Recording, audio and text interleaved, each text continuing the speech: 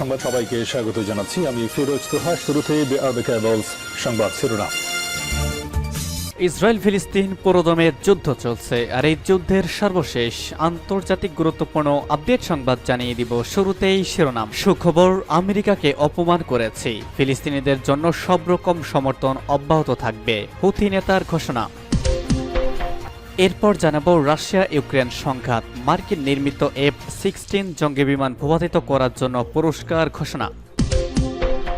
এরপর জানাবো ইউক্রেন সংঘাতের মূল কারণ দূর করতে হবে, রাশিয়ার পররাষ্ট্রমন্ত্রীর ঘোষণা। আরও জানাবো দক্ষিণ চীন সাগরে চীন ও রাশিয়ার নৌমহড়া শুরু। এবং সর্বশেষ জানিয়ে দিব ইরানের বিরুদ্ধে ইসরায়েলের হুমকি আত্মহত্যার শামিল। আমেরিকাকে অপমান করেছি, ফিলিস্তিনিদের জন্য সব রকম সমর্থন অব্যাহত থাকবে, হুথি নেতার ঘোষণা। ইয়েমেনের হুথি আনসারুল্লাহ আন্দোলনের প্রধান আব্দুল মালেক আল হুথি বলেছেন, মার্কিন সামরিক বাহিনীকে হুথি আনসারুল্লাহ আন্দোলন সমর্থিত সামরিক বাহিনী অপদস্থ করেছে এবং প্রতিরোধ যোদ্ধাদের জন্য সব রকমের সমর্থন দেওয়া অব্যাহত রাখবে। গতকাল ইয়েমেনের রাজধানী সানায় দেওয়া এক বক্তৃতায় আব্দুল মালেক আল হুথি বলেন, ইয়েমেনের প্রতিরোধ যোদ্ধারা ফিলিস্তিনিদের প্রতি দৃঢ়ভাবে সমর্থন দিয়ে চলেছে এবং ইয়েমেনের যোদ্ধাদের প্রতিরোধের কারণে মার্কিন বিমানবাহী রণতরী লোহিত সাগর থেকে পালিয়ে যেতে বাধ্য হয়েছে। গত সপ্তাহে মার্কিন বাহিনীর ডুয়ার্ট ডি আইজেনহওয়ারের নামে বিমানবাহী রণতরী লোহিত সাগর থেকে প্রত্যাহারের নির্দেশ দেওয়া মার্কিন সেনা কর্তৃপক্ষ। আব্দুল মালিক আল হুথি তার বক্তব্যে এই ঘটনার প্রতি ইঙ্গিত করেছেন। ফিলিস্তিনি প্রতিরোধ যোদ্ধাদের প্রতি সমর্থন জানিয়ে হুথি আনসারুল্লাহ আন্দোলন সমর্থিত সামরিক বাহিনী গত কয়েক মাস ধরে লোহিত সাগর ও ভারত মহাসাগর অঞ্চলে ইসরায়েল এবং তার মিত্রদের জাহাজে যে হামলা চালিয়ে আসছে তা বন্ধ করার লক্ষ্যে মার্কিন বাহিনী ভূমধ্যসাগরে আইজেনহওয়ার বিমানবাহী রণতরীটি মোতায়েন করে। কিন্তু ইয়েমেনিদের প্রচণ্ড হামলা ও প্রবল রোধের মুখে আইজেনহওয়ার বিমানবাহী রণতরী মার্কিন বাহিনী প্রত্যাহার করে। আব্দুল মালেক আল হুথি বলেন, ফিলিস্তিনিদের প্রতি সমর্থন দিতে আমাদের সমস্ত প্রচেষ্টা অব্যাহত থাকবে এবং ইসরায়েল ও তার মিত্রদের কারোর প্রতি ইয়েমেনি যোদ্ধারা কোনো ছাড় দেবে না। ইয়েমেনের জনগণের আহ্বানের প্রতি সাড়া দিতে আব্দুল মালেক আল হুথি সৌদি আরব প্রতি আহ্বান জানান। তিনি বলেন, রিয়াদকে অবশ্যই ইহুদিবাদী ইসরায়েল ও আমেরিকার প্রতি সমর্থন দেওয়া বন্ধ করতে হবে। তিনি বলেন, মহান আল্লাহ বর্তমান যুগের দলপর্দী শক্তি আমেরিকাকে ইয়েমেনের জনগণের হাতে অপদস্থ করেছেন। মার্কিন নির্মিত F-16 জঙ্গি বিমান ভূপাতিত করার জন্য পুরস্কার ঘোষণা। রাশিয়ার যে সেনা সর্বপ্রথম মার্কিন নির্মিত F-16 জঙ্গি বিমান ভূপাতিত করবে তাকে বিশাল অঙ্কের অর্থ পুরস্কার দেওয়ার ঘোষণা দিয়েছে রাশিয়ার বেসরকারি কোম্পানি ফোরেস। কোম্পানিটি বলেছে, প্রথম যে সেনা F-16 জঙ্গি বিমান ভূপাতিত করতে পারবে তাকে 15 মিলিয়ন রুবল বা $1,70,000 পুরস্কার দেওয়া হবে। এর আগেও এই কোম্পানি পশ্চিমা সামরিক সরঞ্জাম ধ্বংস করার জন্য রুশ সেনাদেরকে বিভিন্ন সময় পুরস্কার দিয়েছে।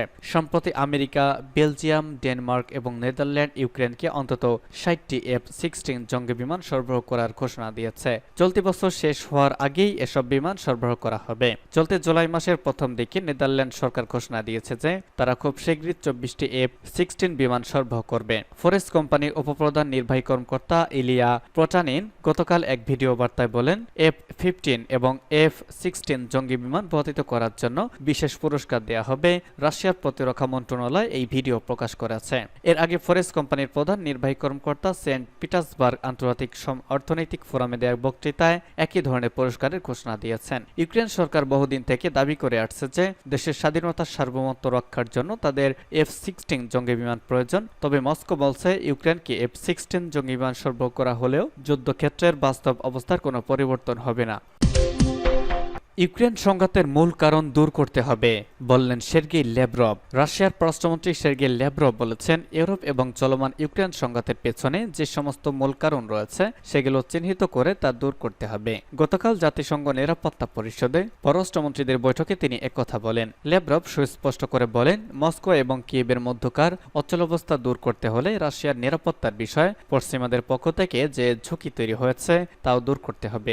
রাশিয়ার শীর্ষ কূটনীতিক বলেন, রাশিয়া এবং ইউক্রেনের মধ্যে কিভাবে টেকসই শান্তি প্রতিষ্ঠা করা যাবে তার রূপরেখা এরই মধ্যে রাশিয়ার প্রেসিডেন্ট উপস্থাপন করেছেন। রুশ পররাষ্ট্রমন্ত্রী বলেছেন, বৈশ্বিক এবং আঞ্চলিক ক্ষমতার ভারসাম্যকে পুনঃপ্রতিষ্ঠা করতে হবে যাতে বিশ্বের ন্যায় বিচার ও অর্থনৈতিক শৃঙ্খলা ফিরে আসে। তিনি বলেন, একটি বহুমুখী বিশ্বের আর্থিক বা মুদ্রা নিয়ন্ত্রণ এবং বাণিজ্য ও প্রযুক্তিতে কোনো দেশের একচেটিয়া অধিকার থাকা উচিত নয়। গত জুন মাসে প্রেসিডেন্ট পুতিন বলেছিলেন, বৃহত্তর ও টেকসই শান্তি প্রতিষ্ঠা করতে হলে রাশিয়ার ভূখণ্ড থেকে ইউক্রেনের সেনা প্রত্যাহার করতে হবে। রাশিয়ার ভূখণ্ড বলতে তিনি দনেৎস্ক এবং লুহানস্ক অঞ্চলকে বুঝিয়েছেন। এর পাশাপাশি মার্কিন নেতৃত্বাধীন নেটো সামরিক জোটে ইউক্রেন যোগ দিতে পারবে না বলে শর্ত দিয়েছেন পুতিন। তিনি আরও বলেছেন, রাশিয়া ও ইউক্রেনের মধ্যে শান্তি প্রতিষ্ঠার ব্যাপারে যে কোনো চূড়ান্ত চুক্তিতে পশ্চিমা দেশগুলোকেই সই করতে হবে এবং রাশিয়ার ওপর থেকে সমস্ত নিষেধাজ্ঞা প্রত্যাহার করতে হবে।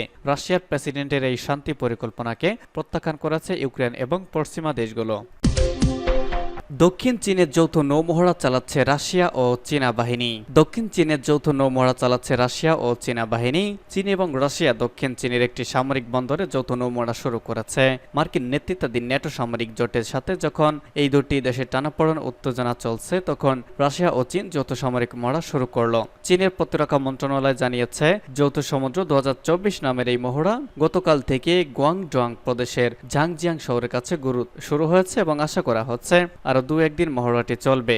এদিকে ইউক্রেন সংঘাত অবসানের লক্ষ্য নিয়ে সম্প্রতি হাঙ্গেরির প্রধানমন্ত্রী ভিক্টর অরবান রাশিয়া সফর করেছেন এবং সে সময় তিনি রাশিয়ার প্রেসিডেন্ট ভ্লাদিমির পুতিনের সঙ্গে বৈঠক করেছেন। কিন্তু অরবানের এই সফরকে ভালোভাবে দেখছে না ইউরোপীয় নেতারা। চীনা প্রতিরক্ষা মন্ত্রণালয়ের বিবৃতি অনুসারে চীন ও রাশিয়া সেনারা সম্প্রতি পশ্চিম ও উত্তর প্রশান্ত মহাসাগরে টহল দিয়েছে এবং আন্তর্জাতিক এই মহড়ার সাথে আঞ্চলিক পরিস্থিতির কোনো সম্পর্ক নেই। এছাড়া কোনো তৃতীয় পক্ষকে লক্ষ্য করেও এই মহড়া চালানো হচ্ছে না। চীনা রাষ্ট্রীয় সম্প্রচার মাধ্যম সিসিটিভি জানিয়েছে, যৌথ মহড়ায় ক্ষেপণাস্ত্র বিরোধী মহড়া, সমুদ্র হামলা এবং বিমান প্রতিরক্ষা অন্তর্ভুক্ত থাকবে। মার্কিন গণমাধ্যম পলিটিকো বলেছে, হাঙ্গেরিতে অনুষ্ঠিত এই সম্মেলনের পরিবর্তে ইউরোপীয় ইউনিয়নের পররাষ্ট্রনীতি বিষয়ে প্রধান জোসেফ বোরেল একই সময় পররাষ্ট্রমন্ত্রীদের নিয়ে আনুষ্ঠানিকভাবে এবং আনুষ্ঠানিকভাবে একটি কাউন্সিল আয়োজন করার কথা বিবেচনা করছেন। এর মাধ্যমে হাঙ্গেরির প্রধানমন্ত্রী আমন্ত্রণে অনুষ্ঠিত সম্মেলন বয়কট করা সম্ভব হবে। পলিটিকো বলছে, জার্মানি এবং ফ্রান্স সহ কয়েকটি সদস্য দেশের মধ্যে বিষয়টি নিয়ে আনুষ্ঠানিক এবং অনানুষ্ঠানিকভাবে আলোচনা হয়েছে।